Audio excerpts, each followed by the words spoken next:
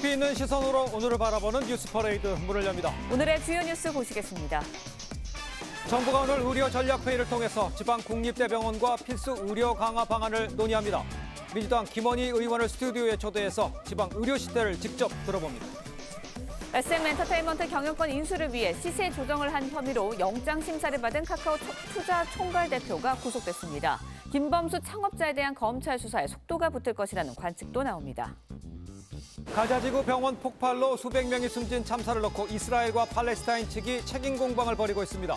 바이든 대통령은 테러 단체의 로켓 오발이 가자지구 병원 참사의 원인으로 파악됐다고 밝혔습니다.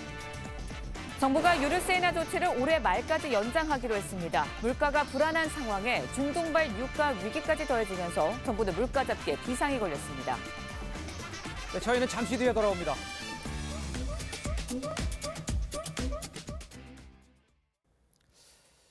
시청자 여러분 안녕하십니까? 목요일 뉴스 퍼레이드 시작합니다. 오늘 아침 기온이 5도 안팎으로 떨어지고 또 일교차도 15도까지 떨어질 전망입니다. 내일까지 비 소식도 있어서 건강에 각별히 유의하셔야겠습니다. 취재 기자 연결해서 날씨 상황을 좀 알아보도록 하겠습니다. 자, 박한솔 기자. 네, 저는 지금 청계천에 나와 있습니다. 네, 지금 비가 좀 오는 것 같은데 많이 오는 것 같아요. 날씨 상황 좀 전해주세요. 네, 제가 나와 있는 이곳 청계천은 기온이 서늘하고 비가 내리고 있습니다. 지금 내리고 있는 비는 내일 새벽까지 전국적으로 확대될 전망이고 내일 오전 중으로 그칠 예정입니다. 아침 기온이 5도 안팎으로 쌀쌀하고 일교차도 15도까지 벌어져 건강관리에 각별히 유의하셔야겠습니다. 전국 대부분 지역에 서리가 내리고 강원 산지 등에는 아침 기온이 0도 내외로 낮아 얼음이 어는 곳도 있겠습니다. 기상청은 이틀 동안 전국 각 지역에 5에서 20mm의 비가 내릴 것으로 예보했습니다. 오늘 오전엔 서울과 인천, 경기 북부에, 낮에는 경기 남부와 강원 북부에서 비가 내리다 그치겠습니다. 내일 새벽엔 경기 남부와 강원 북남부, 충청권, 남부지방, 제주도 등 전국 대부분 지역으로 비가 확대됐다가 내일 오전 중에 그칠 전망입니다. 내일과 모레 기온은 오늘보다 더 낮아집니다. 오늘 밤부터 기온이 점차 낮아지기 시작해 내일은 중부지방을 중심으로 아침 기온이 오늘보다 3에서 8도가량 큰 폭으로 떨어지고 모레는 오늘보다 6에서 16도가량 떨어져 쌀쌀하겠습니다. 지금까지 청계천에서 TV조선 박한솔입니다. 정부가 오늘 의료 문제에 대한 대책을 논의합니다. 당초 의대 증원 규모도 결정될 것으로 알려졌지만 의료계의 반발에 일단 발표에서 증원폭은 빠졌습니다. 최원영 기자의 보도입니다. 전국 의대 40곳 가운데 17곳은 정원이 50명도 안 되는 미니 의대입니다. 모두 서울이 아닌 지방에 있는데 그나마 학생 절반 정도는 수련만 마치고 서울로 갑니다. 투입은 더 적고 또 지방에 살고 의료인들이 좀 부족하다 보니까 명동 지역에는 사실은 완전히 의료 공백 부분이거든요. 인구 1000명당 의사 수는 서울이 3.37명으로 OECD 평균과 비슷하지만 경북은 1.38명, 세종은 1.23명에 불과합니다. 정부는 의료전략회의에서 지방 국립대병원과 필수 의료 강화 방안을 논의합니다. 18년째 동결된 의대 정원 확대 의지도 밝힐 예정이지만 증원 규모는 발표하지 않았습니다. 강하게 반발하는 의협을 의식한 걸로 보입니다. 2020년 파업 때보다 더 큰 불행한 사태가 나올 수 있음을 경고합니다.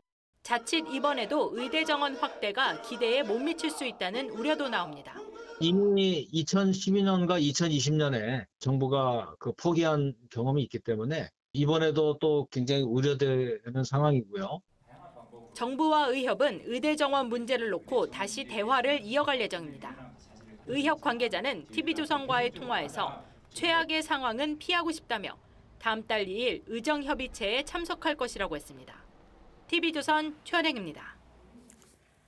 야당 소속 전남 의원들은 전남의대 설치를 요구하면서 삭발까지 했습니다. 야당도 의대 정원 확대에는 원칙적으로 찬성하지만 세부 사항에 있어선 여당과 입장 차이를 보이고 있습니다. 정민진 기자의 보도입니다. 민주당 전남 지역 의원들은 세종시를 제외한 광역시도 가운데 유일하게 전남에만 의대가 없다며 전남 국립의대 신설을 요구했습니다. 전남도민 다 죽는다. 의과대학 신설하라. 하지만 목포가 지역구인 김원희 의원은 목포대, 순천이 지역구인 소병철 의원은 순천대의 유치를 희망하고 있습니다.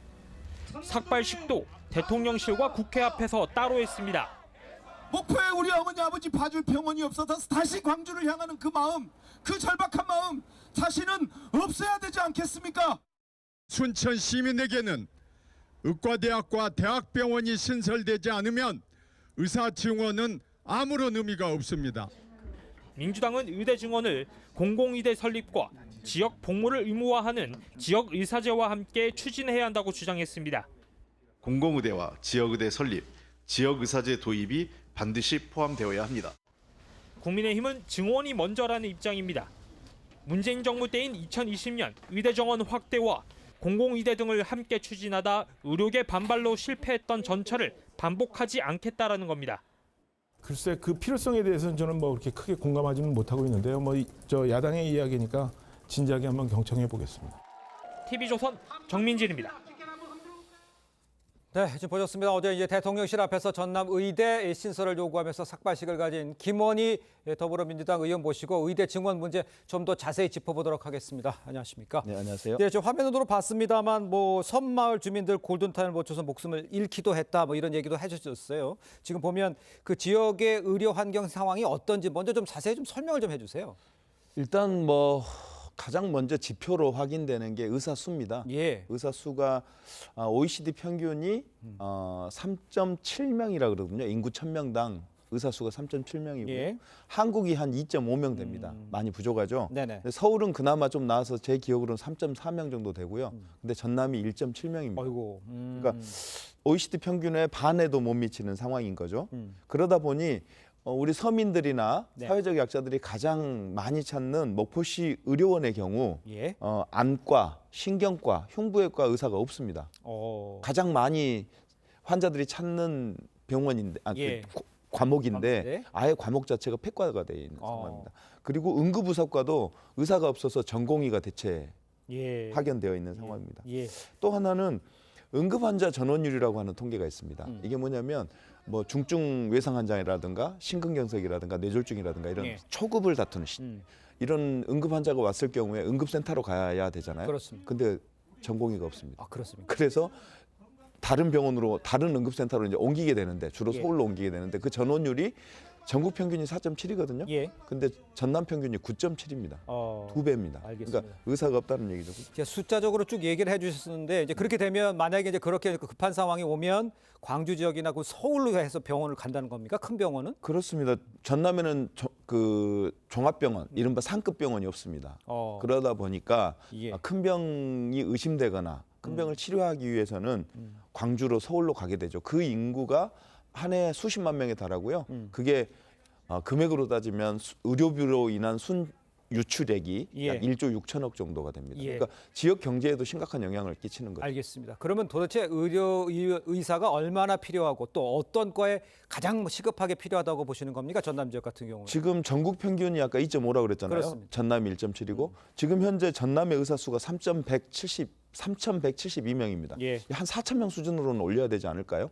그러려면 지금 그리고 부족한 의사 수가 어디냐면 필수 의료 과목이라고 흔히 얘기하는 산부인과, 소아과, 내과, 외과입니다. 예. 그리고 아까 말씀드렸던 응급 환자를 볼 수 있는 예. 응급의학과 의사들. 이런 필수 의료 인력이 절대적으로 부족한 상황입니다. 알겠습니다. 어떻게 문제를 푸느냐, 뭐 큰 틀에서 증원에 대해서는 의견이 모아지는 것 같아요. 근데 이제 디테일에 악마가 있다고 어떻게 진행하느냐에 따라서도 상당히 다를 것 같아요. 아까 리포트에 나왔었지만 순천도 있고, 목포도 있고 어떻게 해결해야 맞다고 보십니까? 저는 지금은 전남권 의대로 집중하는 공동의 목표에 집중하는 때라고 생각하고요. 예. 뭐 따로 또 가칩니다. 지금은 공동의 목표에 집중하고 또 전남권 의대를 우리가 윤석열 정부가 동의해 준다면 예. 그다음에 그 다음 문제는 공정한 경쟁이 또 있을 거니까요. 근데 그보다 더 큰 문제는 이번에 제가 김원희 의원실에서 국민 여론조사를 실시했습니다. 예. 지방 국립대 중에 의대가 없는 목포대, 순천대, 그다음에 창원대, 공주대, 안동대 이 5개 대학의 국립의대, 지방의대를 설립하면 어떠냐라고 하는 질문에 79%의 국민들이 찬성해 주셨습니다. 예. 저는 그 방향이 지금 절대적으로 의료 지역 의사 인력이 부족한 지역이거든요. 그 네네. 지역 5곳이 그 지방 국립대에 지방 의대를 설립해 주는 게 옳다. 아. 그 방향으로 가야 된다. 대신 한꺼번에 5곳을 동시에 추진할 수는 없을 테니까 네. 가장 순차적으로. 필요한 전남권부터 한 다음에 예. 순차적으로 풀어가면 될 일이다. 이렇게 보고 있습니다. 알겠습니다. 반대 입장을 할 분이 안 나왔으니까 이제 반대 입장에서 좀 질문을 드리면 의협 같은 경우를 통합해 보면 건보 재정 악화를 지적을 하고 있고요. 그다음에 별로 증대를 하더라도 증원하더라도 낙수 효과가 크지 않을 것이다. 이렇게 지적을 하고 있어요. 여기에는 어떻게 반박하시겠습니까? 자, 그래서 그 이제 의협에서 발표한 자료에 보면 네네. 지방 의대를 나오더라도 지방에서 개원하는 경우가 없습니다. 그 입학생들 자체가 대체적으로 서울이나 수도권에서 공부한 고등학생들이 지방 의대에 네. 상당수를 차지하기 때문입니다. 그렇죠. 그래서 이 지방의대에서 공부한 학생들 중에 일부가 다시 지방에서 정주하고 그곳에서 의료 행위를 할 수 있는 그런 기반을 만들 필요가 있다. 이렇게 보고 있습니다. 예, 그렇군요. 공공의대라든가 지역의사제 또 이 부분에 대해서는 어떻게 생각하십니까? 그래서 그 방금 말씀드린 그 의무 복무를 하는 제도가 지역의사제라고 하는 제도입니다. 이미 예. 독일이나 일본이나 미국에서 이미 시행하고 있는 제도인데요. 예. 그러니까 전형을 할 때 입학 전형에서 지역의사제에 동의하는 학생들을 일정 비율을 뽑는 겁니다. 그래서 그 학생들은 약 10년간 그 지역에서 의무 복무를 하게 되는 거죠. 예. 이게 법으로 지금 지역의사제 도입을 위한 법을 제가 발의해 놓은 상태입니다. 아, 그렇군요. 그렇다면 지금 방법이 이제 뭐 방향은 설정이 됐고 어떤 식으로 그러면 설득하고 진행을 하실 계획이십니까? 저는 의협에서도 그걸 인정합니다. 그냥 단순한 의사 정원만 늘려서는 예. 결국에는 서울 수도권의 미용, 성형 의사만 늘릴 가능성이 높아진다라는 거고요. 네네. 그래서 윤석열 정부의 의사 증원 정원이라를 늘리는 지금 뭐 1,000명 정도 얘기가 나오고 있는데 이 늘릴 의대 정원 증원에 더해서 한 발 더 나가야 됩니다. 네네. 그래서 진정한 의사 정원을 늘리는 정책 목표를 실현하기 위해서는 예. 지역 의사가 절대적으로 부족한 전남권의 의대 신설, 예. 그리고 공공의대 신설, 그리고 지역 의사제 도입 이것들이 동시에 병행돼야 된다. 그래서 저는 윤석열 정부의 의대 정원 증원 확대 계획 그리고 1,000명 규모라고 하는 거에 대해서 네. 적극적으로 환영하고 찬성합니다. 아. 근데 다만 거기에 한 발 더 나가자. 네. 그래서 이번에 부족한 지역 의료 인력을 확충하고 필수 의료 인력을 확충하기 위해서는 전남권 의대 신설, 예. 뭐 저는 목포대 의대를 유치하려고 노력하겠습니다만 예. 거기에 공공의대 신설, 예. 지역의사제 도입까지 같이 가야 된다 이렇게 이제 생각합니다. 그 부분이 이제 여당하고의 차이점인데 그 네. 뒷부분에 이제 공공의대 빼고 의대 증설만 가지고는 안 된다고 보시는 겁니까? 그렇습니다. 알겠습니다. 오늘 말씀 여기까지 듣겠습니다. 고맙습니다. 네, 카카오가 SM엔터테인먼트를 인수할 당시에 함께 인수전에 뛰어든 하이브의 매수를 막으려고 수천억 원을 투입해서 주가를 부풀렸다는 의혹이 일었었는데요. 이 과정에 관여한 이 카카오 핵심 임직원이 구속됐습니다. 김보건 기자입니다. SM엔터테인먼트 경영권 인수전에서 시세 조종을 한 혐의로 영장 심사를 받은 카카오 투자총괄 대표 배모 씨. 공개매수 방해했는지 계획이 있었나요? 김범수 창업자도 알고 있었나요? 법원은 증거인멸과 도망의 염려가 있다며 구속영장을 발부했습니다. 함께 영장이 신청된 카카오 투자전략실장과 투자전략부문장에 대해선 혐의 내용은 중하지만 구속 필요성과 상당성이 있다고 보기 어렵다며 기각했습니다. 배 씨 등은 지난 2월 SM엔터테인먼트 경영권 인수전 경쟁 상대인 하이브의 공개 매수를 방해할 목적으로 2,400억 원을 투입해 SM 주가를 하이브가 제안한 공개 매수가 이상으로 끌어올린 혐의를 받습니다. 또 주가를 끌어올리는 과정에서 금융당국에 주식 대량 보유 보고도 하지 않은 혐의도 받고 있습니다. 구속영장이 신청되자 카카오는 합법적 장내 주식 매수일 뿐 시세 조종은 없었다고 혐의를 부인했지만 법원이 객관적 사실관계가 상당 정도 규명됐다고 판단하면서 검찰의 김범수 창업자 수사에 속도가 붙을 거란 관측이 나옵니다. TV조선 김보건입니다. 이재명 대표 부부의 법인카드 의혹을 폭로했던 공익제보자가 이름과 얼굴을 공개했습니다.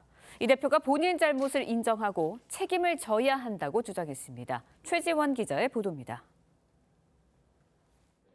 더불어민주당 이재명 대표가 경기지사 시절 부인 김혜경 씨와 법인카드를 사적 유용했다는 의혹을 처음 폭로했던 조명연 씨가 국회 기자회견장에 섰습니다. 조 씨는 당초 국회 정무위 국정감사에 참고인 신분으로 출석할 예정이었지만 야당이 뒤늦게 반대하며 무산됐습니다. 무엇이 두려워 제가 국정감사 참고인으로 나가는 것을 기필코 뒤엎어 무산시키는 것입니까? 조 씨가 언론에 자신의 얼굴과 이름을 공개한 건 의혹을 폭로한 지 1년 8개월여 만입니다. 조 씨는 이 대표 부부가 혈세를 사적으로 쓰고 공무원을 하인처럼 부리는 범죄를 저질렀다고 주장했습니다. 그러면서 이 대표의 사적인 심부름과 관련해 그동안 폭로되지 않았던 추가 증거 자료들도 공개했습니다. 도청 의무실에서 당시 이 지사의 당뇨약을 대신 받아오거나 제수용품, 샴푸 등을 법인카드로 구매한 물품 사진들입니다. 김혜경 씨의 수행비서였던 공무원 배모 씨에게 법인카드를 이용해 이른바 카드깡을 하고 오겠다고 보고했던 SNS 대화 내용도 포함됐습니다. 절대 권력자로서 국민의 세금으로 공무를 수행하게 되어 있는 공무원을 하인처럼 보는 분이 정치인이라 할 수 있겠습니까? 이 대표 측은 국면 전환을 위한 여당발 정치 주장에 일일이 대응하지 않겠다고 했습니다. TV조선 최재원입니다. 네, 윤석열 대통령과 여당 지도부를 향한 유승민, 이준석 두 정치인의 공세가 거세지고 있습니다. 당과 대통령의 변화해야 하는 마지노선까지 제시했는데 당내에서 탈당을 위한 명분을 쌓는 거냐는 반응이 나왔습니다. 최민식 기자의 보도입니다. 이준석 전 대표가 대구에서 열린 한 토론회에 참석해 내년 총선 수도권 승리의 해법은 대구 표심의 변화와 중도층 잡기라고 했습니다. 수도권과 젊은이들 그리고 중도층에 들어서 승리할 수 있는 형태의 그런 이길 수 있는 보수의 알을 묶을 것이라고 선언해 주십시오. 예전 지역구였던 서울 노원병 출마 의사를 재확인하면서도 당 변화의 마지노선을 12월로 제시했습니다. 앞서 유승민 전 의원도 12월 탈당 가능성을 언급했습니다. 12월까지 기다려도 안 될 때는 그럼 선택지는 늘 다 모든 게 다 열려 있는 거죠. 이를 두고 여권에선 윤석열 대통령과 대립각을 세우고 있는 두 정치인이 보궐선거 패배 이후 탈당 명분 쌓기에 나선 것 아니냐는 관측이 나옵니다. 당 지도부에선 이준석 전 대표가 공천을 받고도 낙선하는 시나리오 대신 명분을 만들어 탈당해 다른 지역구에 출마하려는 생각일 수 있다고 지적했습니다. 이 전 대표가 내리 3번 낙선한 서울 노원병은 야권 강세 지역인데다 지역구 통합 가능성도 거론되고 있습니다. TV조선 최민식입니다. 네, 전해드린 대로 대표적 비윤계 인사로 뽑히는 유승민 전 의원 또 이준석 전 대표 이 탈당을 시사하는 듯한 발언을 하면서 신당 창당 여부에도 지금 관심이 쏠리고 있습니다. 두 분과 함께 정치권 소식을 지금부터 짚어보겠습니다. 김영우 전 자유한국당 의원, 김효은 전 민주당 선대위 대변인 모셨습니다. 안녕하십니까? 네, 안녕하세요. 네, 반갑습니다. 네. 자, 이준석 전 대표와 유승민 전 의원 12월을 결단의 마지노선으로 언급을 했습니다. 목소리 먼저 직접 들어보겠습니다. 그 당시에 굉장히 카리스마 있는 지도자였던 박근혜 대통령을 보면서 배운 거는 그래 정당이라는 게 혁신하고 정책 혁신 그리고 정당 혁신하는데 100일 정도면은 정말 마지노선 정도 되겠구나. 그때 딱 152석 했어요. 네. 그러니까 그러면은 역산했을 때 지금도 100일 전이면은 12월 말 크리스마스 이후거든요.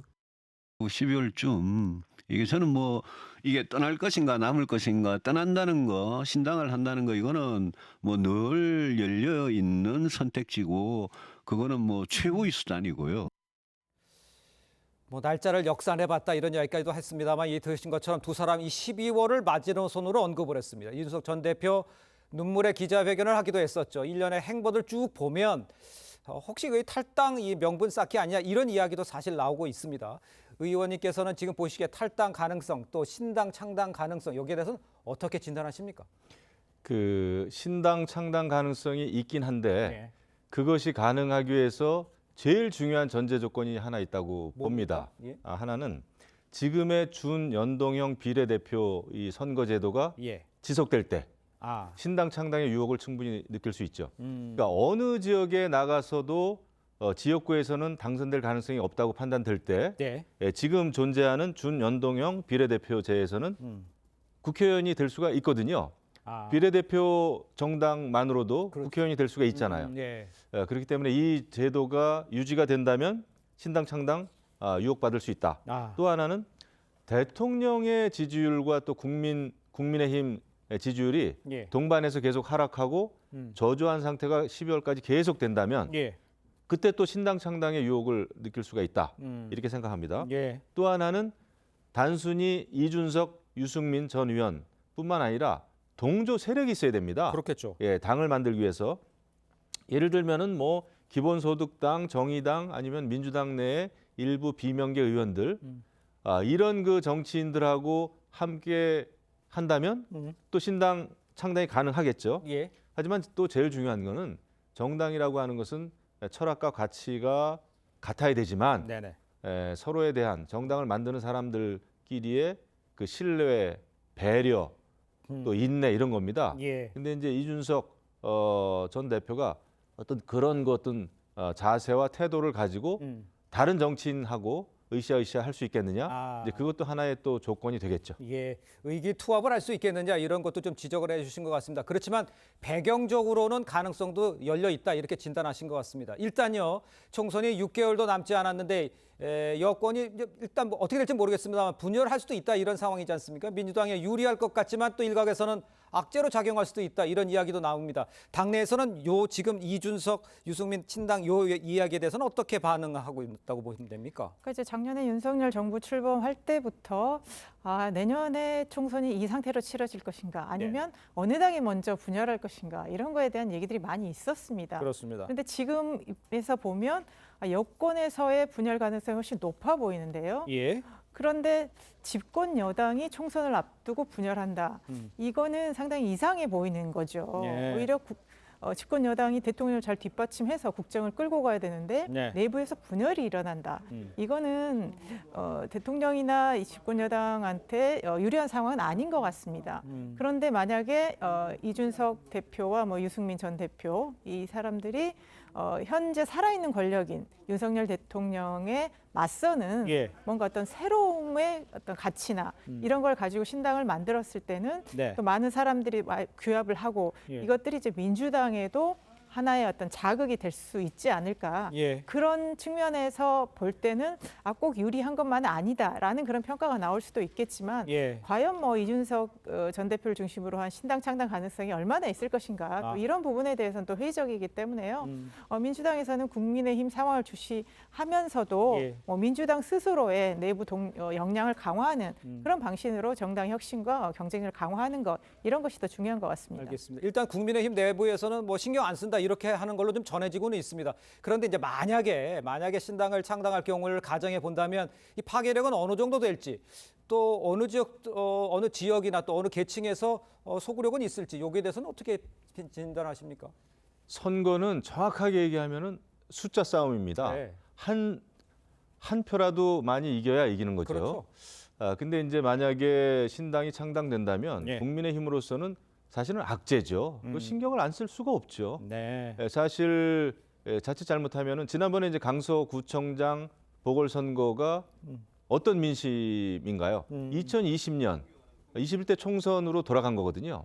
사실 그 이후에 국민의힘은 모을 수 있는 모든 표를 유권자를 모아 가지고 대선에서 이겼던 겁니다. 그다음에 그 직후 이루어진 또 지방선거에서 이긴 거고. 하지만은 이준석 전 대표가 됐든 누가 됐든 다른 정당이 만약에 생기면 특히 국민의힘에 있었던 그 정치 세력이 나가가지고 분당 아닙니까 실질적으로. 그렇다고 봐야죠. 그렇게 되면은 숫자 싸움에서는 국민의힘은 굉장히 불리해지는 것이고 내년 총선에서도 악재다. 이거를 무시한다는 거는 저는 있을 수 없는 일이다 생각을 합니다. 그리고 그걸 무시하려면 지금의 국민의힘보다 훨씬 더 커지는 국민의힘이 돼야 되는 거예요. 인재 영입도 지금보다 훨씬 활발하게 해야 되고 지역적으로도 지금 영남당으로 자꾸 지금 축소되고 있지 않습니까?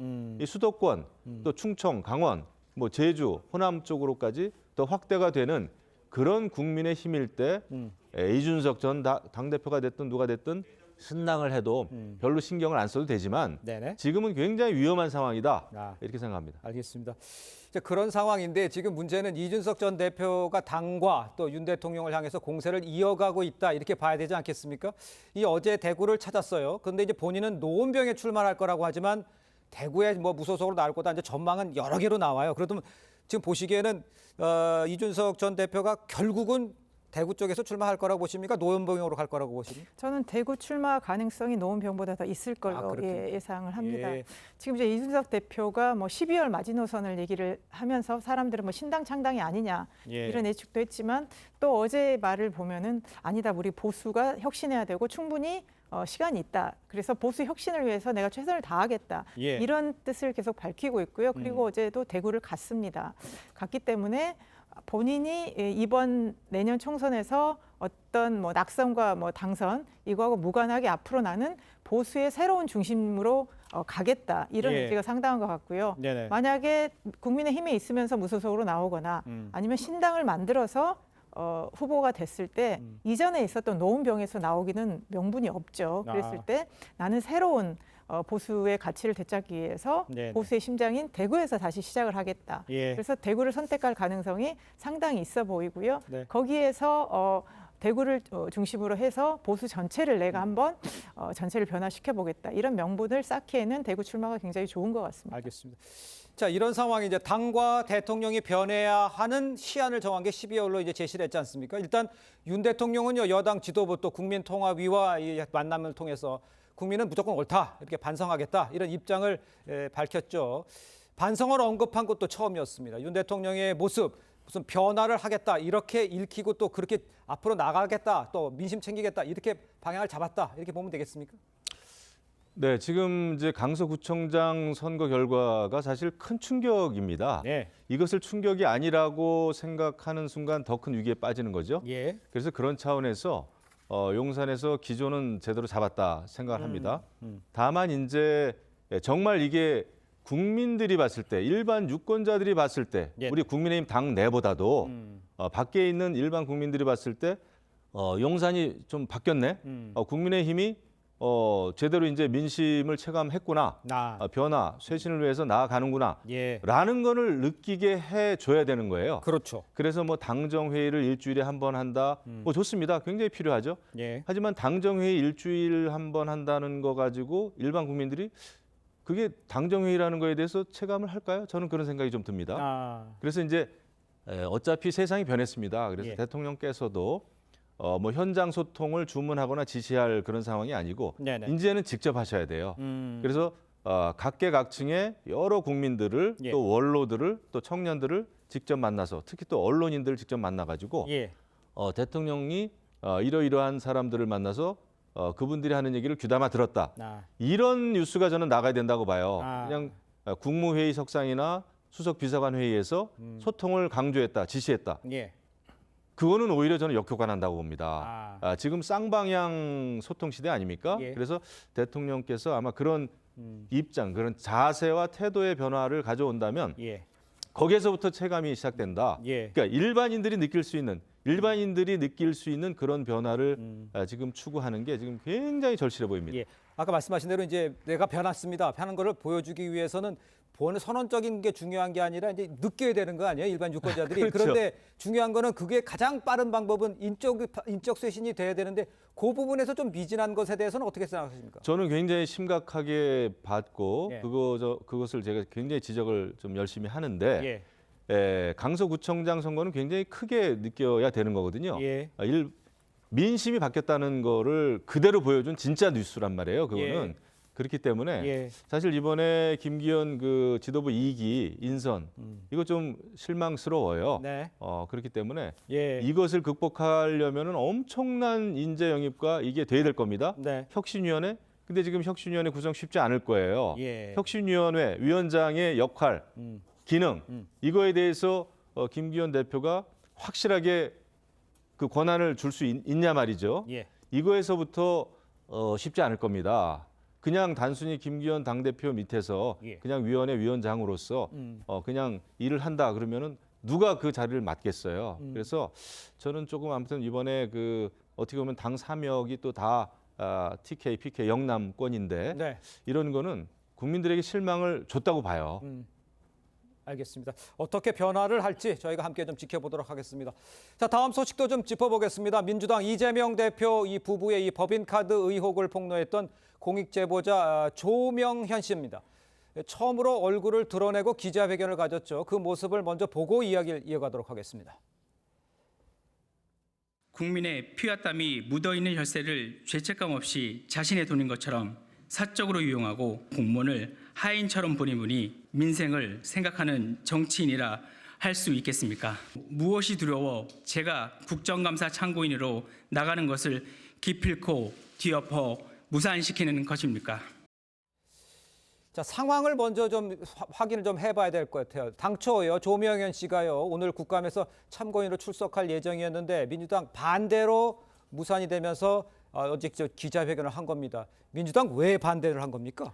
근데 지금 이제 잘못 알려진 게 예. 민주당이 합의해 놓고 뭐 반대해서 뭐 이걸 무산시켰다. 여야가 합의했죠. 예. 그랬는데 그러니까 이 사람을 참고인으로 채택하지 않겠다는 것도 여야가 합의를 한 상황입니다. 예. 그런데 마치 민주당이 일방적으로 약속을 깬 것처럼 예. 이렇게 알려져서 어제 이제 민주당의 정무위 의원들이 또 성명서를 내기도 했습니다. 그러니까 맨 처음에 이제 국민권익위원회 국감에서 출석하는 사람에 대해서 이제 개인 정보를 이제 서로 이제 공유를 안 한 거죠. 그렇기 때문에 그래서 채택에 합의를 했는데 나중에 알고 보니까 이제 이 사람이었던 거죠. 그랬을 때 민주당은 그럼 이게 국감하고 무슨 관계가 있느냐? 그러니까 국감에서의 증인 채택의 원칙은 어떤 정치적으로 이렇게 비화될 수 있는 그 부분에 대해서는 안 했다라는 게 원칙이기 때문에 그 원칙을 견지한 겁니다.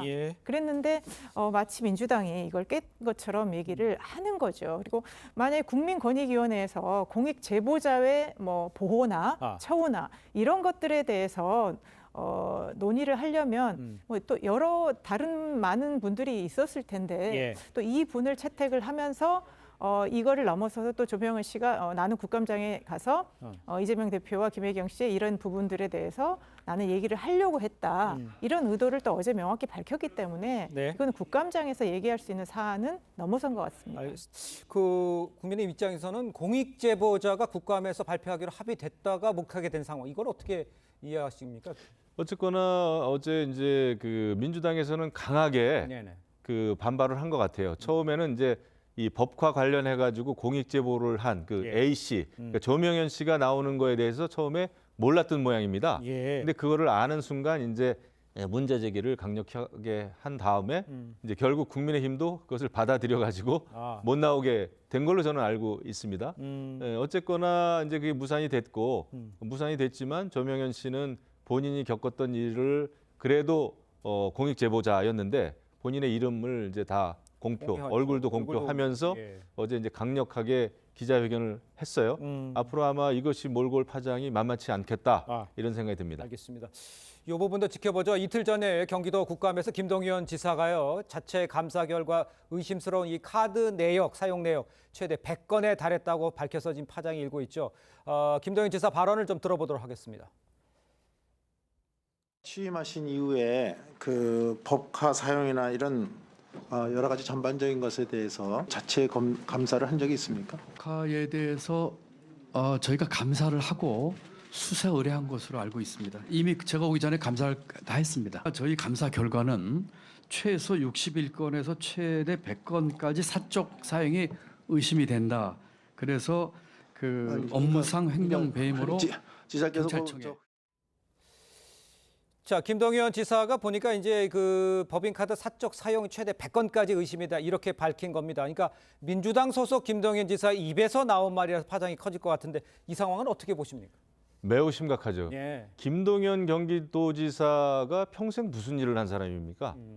기재부에서 세금 다루고 예산 다루고 국가 재정이 어떻게 쓰였을 때 불법인지 아닌지 편법인지 이거를 평생 다뤘던 사람이에요. 경제부총리 출신 아닙니까?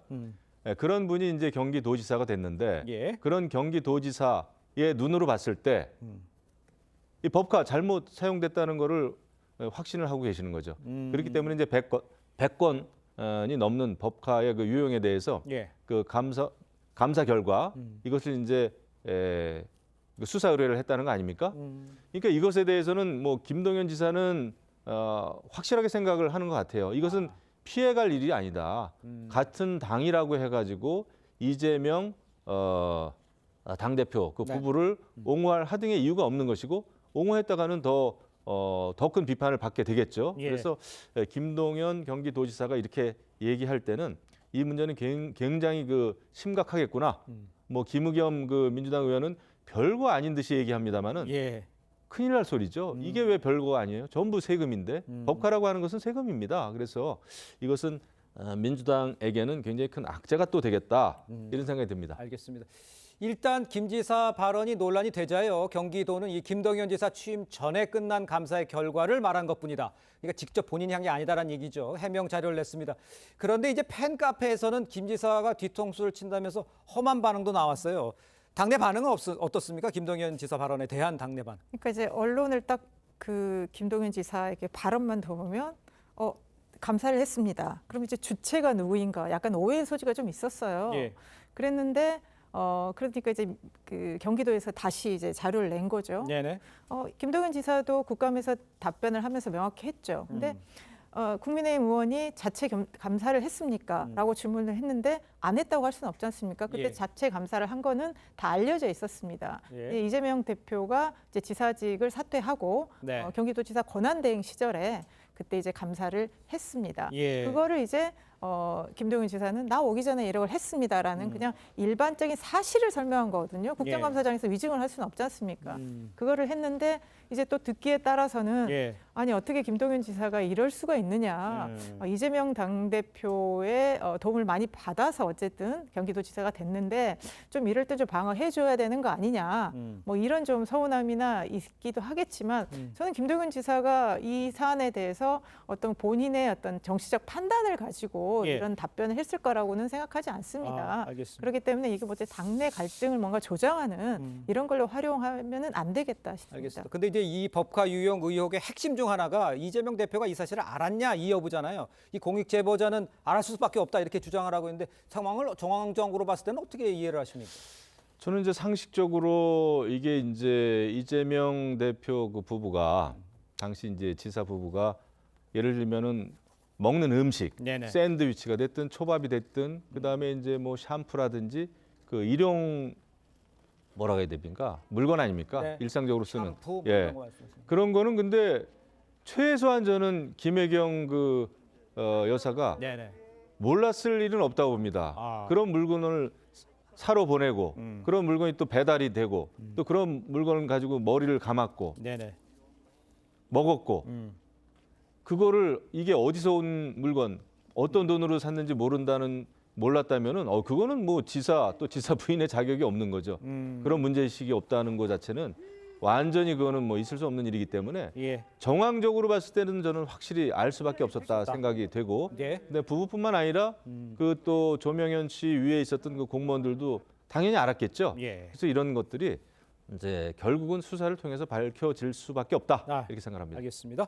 자, 두 분 말씀은 여기까지 듣겠습니다. 고맙습니다. 감사합니다. 감사합니다. 네, 바이든 미국 대통령이 가자지구 병원 참사에 대해서 이스라엘 책임이 없다는 점을 분명히 했습니다. 테러리스트의 로켓 오발로 인한 것이라면서 미 당국이 분석한 자료를 근거로 들었습니다. 황정민 기자입니다. 칠흑 같은 어둠 속 굉음과 함께 큰 폭발이 일어납니다.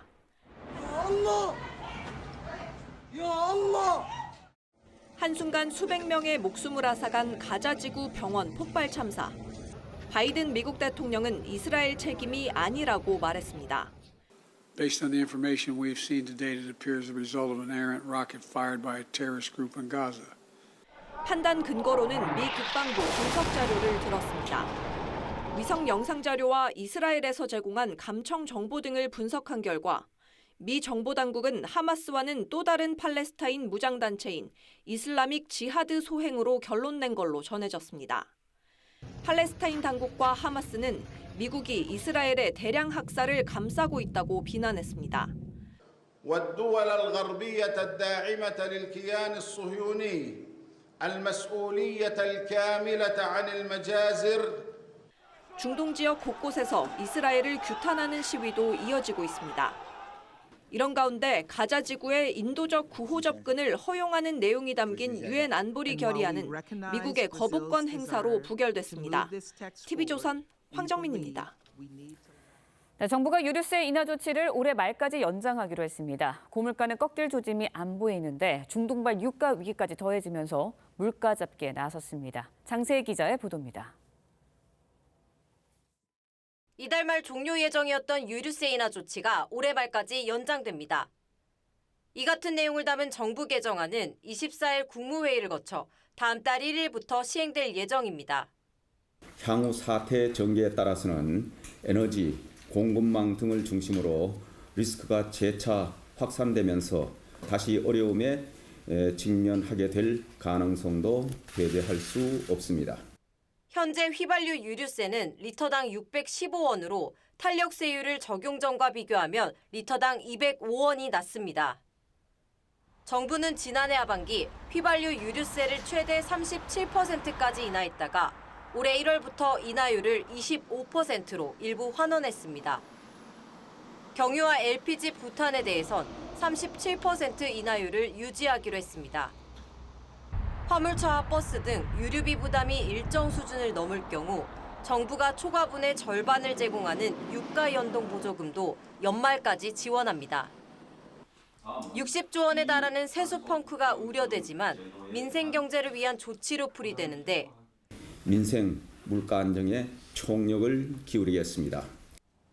정부는 만일의 사태에 대비해 24시간 모니터링을 강화하고 주유소 현장 점검도 나설 방침입니다. TV조선 장세희입니다. 네, 전해드린 대로 정부가 이달 말 종료 예정이었던 유류세 인하 조치 올해 말까지 연장합니다. 네, 관련 내용 이인철 참좋은경제연구소장과 함께 자세히 짚어보도록 하겠습니다. 안녕하십니까? 안녕하세요. 네. 소장님, 일단 그 유류세 인하를 연장했다. 이 중동 물가, 고물가 이제 선제적으로 대응하고 나섰다. 이렇게 봐야 됩니까? 그렇습니다.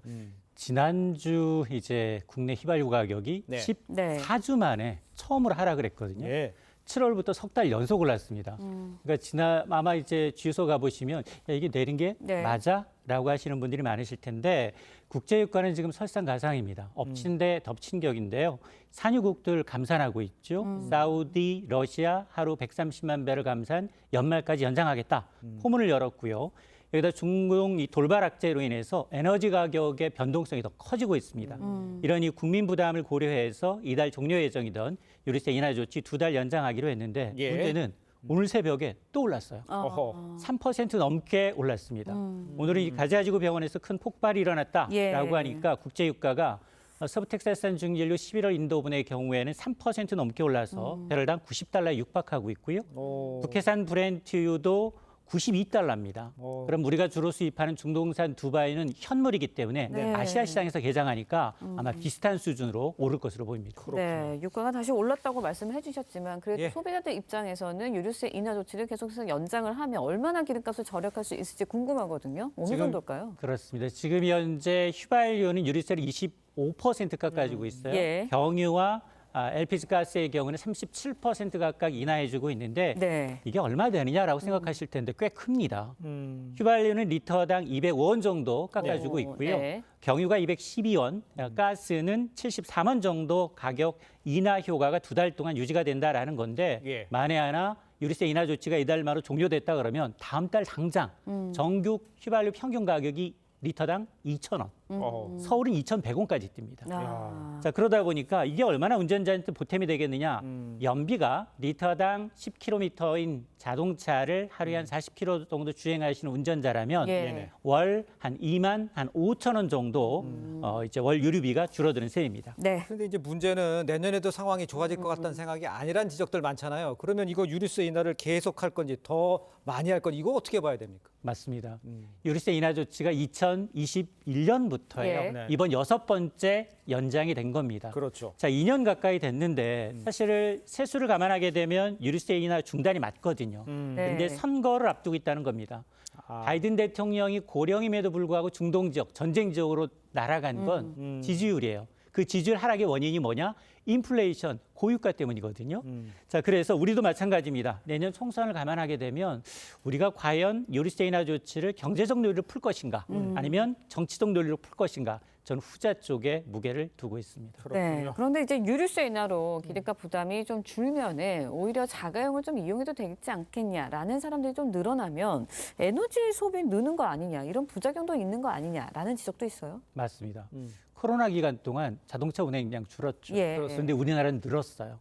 한국은 에너지 소비, 1인당 에너지 소비가 전 세계 4위고요. 네. 전력 소비량은 3위입니다. 그래서 코리아라고 하면 에너지 다소비 국가로 이제 분류가 된다는 겁니다. 예. 반면에 전기요금은 어떠냐? 경제협력개발기구 38개 국가 가운데 우리나라가 37번째로 가장 저렴합니다. 만에 하나 우리나라가 에너지 소비량을 1%만 줄여도 연간 에너지 수입 어느 정도 줄어드느냐? 1조 8천억 원, 2조 원 가량. 반도체 파는 것보다 애국하는 게 바로 에너지를 소비를 줄이는 겁니다. 예. 네. 이런 상황에서 이제 또 지하철 요금 1,400원으로 인상을 하면서 유류세를 인하하는 거, 시민들에게 지하철 대신 자가용 이용하는 거 아니냐, 이런 지적도 나오고 있는데 이건 어떻게 이해를 해야 됩니까? 맞습니다. 세금 인하의 역진성을 지적하는 목소리가 높습니다. 네. 세금을 깎아준다라고 하면 이제 시민의 발인, 오히려 지하철, 시내버스 요금을 깎아줘야 되는데 이건 줄 인상하고 있습니다. 상대적으로 좀 중산층이 타는 이제 여유가 있는 자가용 운전자의 경우에는 2년째 지금 세금을 깎아주고 있다라는 겁니다. 한전의 적자나 아니면 지하철 공사의 적자나 부족하면 결국 세금으로 메꾸는 건 마찬가지거든요. 그러다 보니까 상대적 이제 서민들의 박탈감, 형평성 논란, 지적도 일어나고 있습니다. 그렇습니다. 네, 결국은 이제 세수로 메꿔야 된다는 말씀해 주셨는데 예. 유류세 인하가 소비자들에게 반가운 이야기지만 가장 큰 문제는 세수 부족이거든요. 올해 세수 부족분 59조 원이 넘는다는 소식까지 들렸었는데 유류세 인하로 정부 재정 좀 악화되는 거 아니냐, 이런 생각도 들어요. 맞습니다. 전쟁은 중동에서 났는데 당장 한국의 재정이 흔들리고 있습니다. 당초 올해 세수 부족분 한 60조 원 가까이 되는데요. 이거 감안해서 다음 달부터는 유류세를 종료하거나 아니면 단계적으로 좀 축소를 검토해 왔습니다. 그런데 그러면서 2개월 단위로 좀 연장 여부를 끊어서 결정해 왔는데 근데 이제 2년째 장기 할인 받다 보니까 당연한 것처럼 늦어지지만 지난해만 유류세 세수 부족이 5조 원이 넘습니다. 덜거쳤고요. 올해도 지금 8월 기준 지난해보다 5천억 원 상당 세수가 줄어든 것으로 추산이 돼서 불편한 진실은 뭐냐? 한국은 선진국 가운데 에너지 수입 의존도, 수출 의존도가 가장 높다 보니까 고유가가 지속이 되면 무역 수지 적자돼요. 그리고 에너지 수입 비용 늘어나기 때문에 국내 물가에도 영향을 미쳐서 우리나라 경제 전반에 영향을 미칠 가능성이 높습니다. 그러니까 시청자 여러분들한테 이제 경제가 안 좋아질 것 같다는 얘기를 계속 전달해 드려서 죄송한 마음인데 이제 정부의 이제 꼼꼼한 대책이 지금 당장 필요한 상황이잖아요. 어떤 식으로 좀 접근을 해야 될까요? 우리가 학교 다닐 때는 아마 에너지 절약 캠페인 곳곳에서 볼 수 있었어요. 그렇습니다. 에너지를 100% 수입한 우리는 어쩔 수 없었거든요. 그래서 세 가지를 하면 됩니다. 세 가지를 하면 되는데 하나는 가정의 경우에는 사용하지 않은 전자제품의 플러그를 뽑아주세요. 그리고 조명, 소등하고요. 그다음에 에어컨 설정 온도, 물론 이제 난방 온도겠죠. 에어컨 설정 온도를 1도 높이고 난방 온도를 1도 낮춰주시게 되면 이럴 경우 이 세 가지만 실천해도 하루에 가정용의 경우에는 약 8,000원 가량 이제 절약할 수 있기 때문에 아마 이게 어려운 게 아니거든요. 아마 직접 이제 특히 에너지 이제 캐시 캠페인 10% 이상 에너지를 절감할 경우에는 전기요금을 이제 깎아주는 제도도 있기 때문에 이걸 좀 활용하시면 좋겠습니다. 알겠습니다. 지금까지 인철 참 좋은 경제연구소 소장이었습니다. 오늘 말씀 잘 들었습니다. 고맙습니다. 고맙습니다.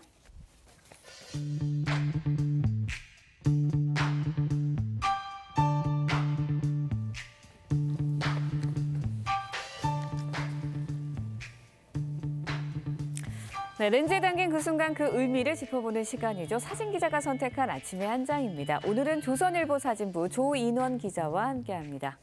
안녕하세요. 오늘 아침의 불사진 어떤 건가요?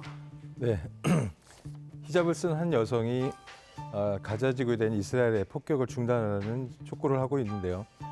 며칠 전 서울 이태원에서 열린 집회 모습입니다. 지난 7일 이스라엘에 대한 하마스의 공격이 전쟁으로 확대되면서 국내외 여론도 양쪽으로 나뉘고 있습니다. 그 모습을 사진으로 함께 보겠습니다. 지난 15일 서울 이태원에서는 팔레스타인을 지지하는 집회가 열렸습니다. 이들은 한글과 영어, 아랍어로 쓰인 피켓을 들고 가자 지구에 대한 공습을 중단하라고 촉구했습니다. 이에 앞서 11일에도 서울에서 국내 거주 외국인들과 진보단체 회원들이 팔레스타인을 지지하는 집회를 열었습니다. 한편 지난 17일에는 이스라엘을 지지하는 집회도 열렸는데요. 참가자들은 하마스의 공격으로 희생된 어린이들의 사진을 들고 나와 이스라엘과의 연대를 호소했습니다. 네, 그런데 서방에서도 이번 전쟁에 대해 서로 다른 주장이 이어지고 있죠. 네.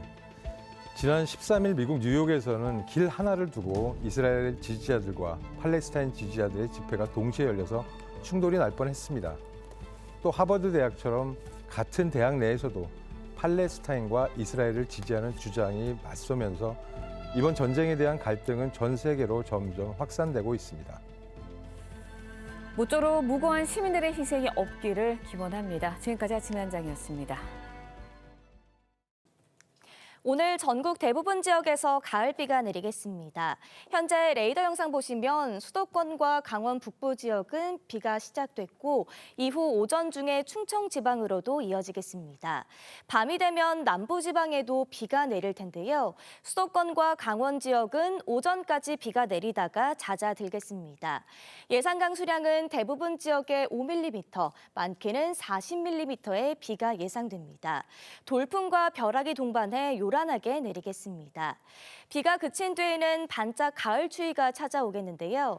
내일부터 찬바람이 강하게 불기 시작해 주말 아침에는 기온이 5도 안팎까지 뚝 떨어지겠습니다. 한낮 기온은 서울과 대전이 19도, 대구 23도, 부산 24도로 어제와 비슷하겠습니다. 내리는 비는 내일 새벽이면 대부분 그칠 텐데요. 제주 지역은 내일 오전까지 비가 지나겠습니다. 날씨였습니다. 네, 이상으로 목요일 아침 뉴스 퍼레이드 마칩니다. 네, 저희는 내일 아침 7시 30분에 다시 찾아뵙겠습니다. 시청해주신 여러분 고맙습니다.